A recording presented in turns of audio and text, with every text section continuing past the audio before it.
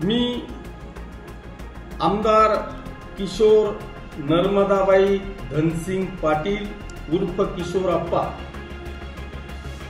ईश्वर साक्ष शपथ घेतो की मी नेहमीप्रमाणे आजही खरं बोलेल।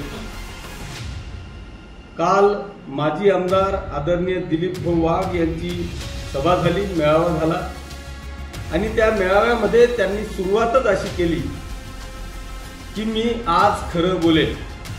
याचा अर्थ असा आहे की दिलीप भाऊ नेहमी खोटं बोलत होते का, हा माझ्या समोरचा प्रश्न आहे। त्याच्यामुळे मी सुरुवात करतानाच अशी केली की मी नेहमीप्रमाणे आजही खरं बोलेल। माझा प्रश्न दिलीप भाऊंना हा आहे की तुम्ही जे काही त्या ठिकाणी 1957 पासून माजी आमदारांची यादी वाचून दाखवली, त्या यादीमध्ये स्वातंत्र्य काळापासून कोणीच काही केलं नाही का? मग हे सगळं आमदारांनीच केलं का? मग हे पाणी कोणी अडवलं?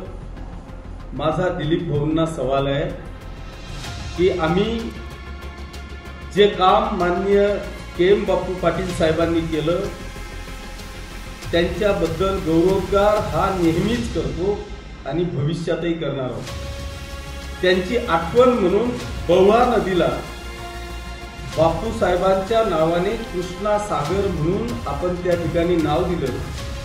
त्या कृष्णा सागरच्या बोर्डाचं अनावरण करताना त्यांच्या धर्मपत्नी त्या काकूंना आणून त्यांच्या हस्ते त्या बोर्डाचं अनावरण केलं।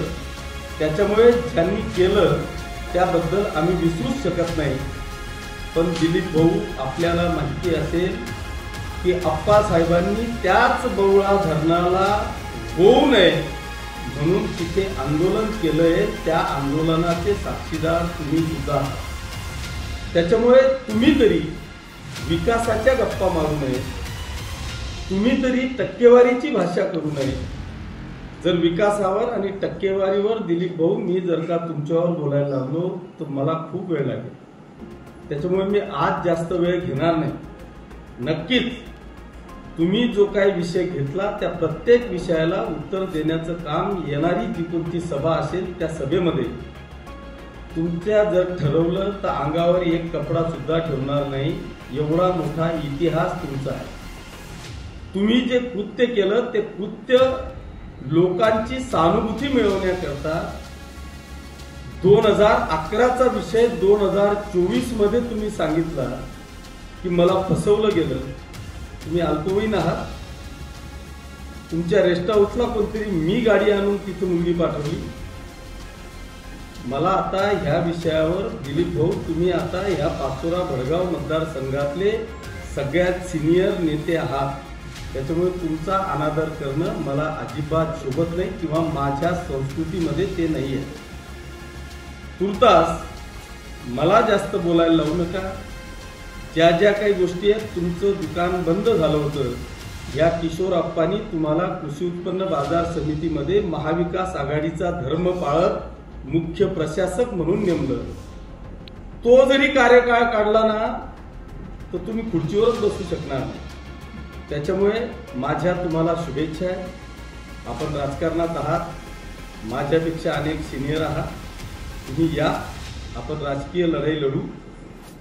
मी स्पोर्टमन आहे, स्पोर्टमनशिपने लढू। फक्त जी शपथ घेतलेली आहे ती मी आज खरं बोलेल तर परमेश्वर तुम्हाला साक्षीने पाहतोय की तुम्ही ईश्वराची शपथ घेऊन सुद्धा पूर्ण सभा खोटं बोलले। माझ्या लाडक्या बहिणीला मी साडी वाटतोय, खरं म्हणजे बहिणीला दिलेल्या दानाची किंमत नसते। तिची काय किंमत आहे, 95 आहे का 100 आहे, हे येणाऱ्या मतदानाला माझी लाडकी बहीण तुम्हाला दाखवून देईल। प्रत्येक लाडकी बहीण शपथ घेते आहे की मी मतदानाला जाताना हीच साडी घालेल आणि किशोरप्पाला मतदान करेल। त्याच्यामुळे तुमच्या पायाखालची वाळू सरकायला लागलेली आहे। त्याच्यामुळे दिलीप भाऊंनी निदान त्या लाडकी बहिणीवर तरी बोलू नये। याच्याकरता अरे पैसे अनेकांकडे आहेत पण त्याच्याकरता दानत लागते आणि ती दानत आमच्यामध्ये आहे आणि म्हणून आम्ही या पद्धतीने प्रत्येक घरी लाडकी बहिणीला आमच्या परीने, आणि ते आज नाही, हा पाचोरा भडगाव मतदारसंघ मला आज नाही गेल्या 25 वर्षापासून ओळखतोय. या 25 वर्षापासून मी प्रत्येक वर्षी काही ना काहीतरी समाज उपयोगी कार्यक्रम करण्याचा प्रयत्न सातत्याने करत आलेलो. तुम्हाला फक्त घेणं माहिती आहे, तुमच्या आयुष्यात तुम्हाला देणं माहीत नाही. त्याच्यामुळे तुम्ही काचेच्या बंगल्यात राहून आमच्यावर दगड मारण्याचा प्रयत्न करू नका. तुम्हीच एकदा तुमच्या त्या दगडांनी तुम्हीच तुमचा दगड पायावर मारून घ्याल. तुमचा एवढं. जय हिंद, जय महाराष्ट्र.